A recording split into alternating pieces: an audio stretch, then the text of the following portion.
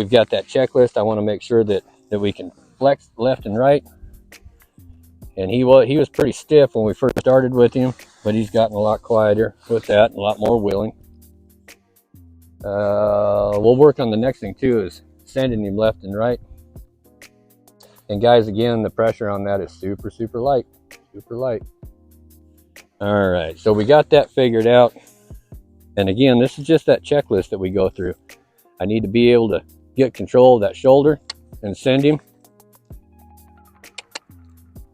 And here in a second, I'll go ahead and yield those hindquarters. So I'll slide my hand down just a little bit, get those hindquarters. Thank you. Switch, come back to this shoulder. There we go. Good job, bud.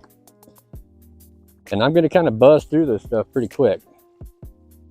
The next thing I think I'll work on is going to be his feet. The other thing too, a lot of people, I'm going to touch base on this for just a second. A lot of people don't understand the importance of your feet when you're asking a horse to lunge. I get a lot of people that ask, my horse just constantly faces me, and that's all it'll do. Well, the reason that happens to most people, they go to jerking on the horse's face, they start pulling on it, and they start swinging at the butt.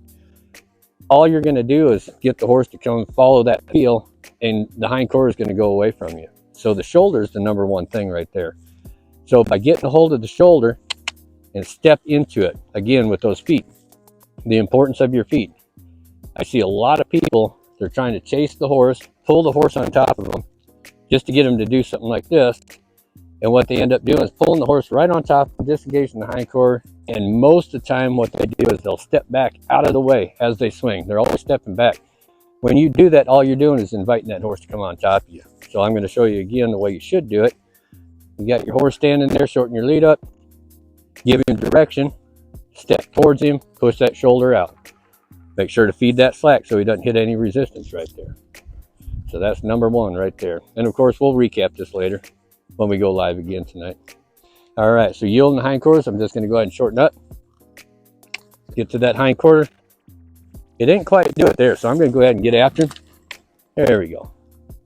And yes, I did reach out and touch him. Nothing bad. There, big deep breath. He's okay with that. I'll come up and talk to him a little bit.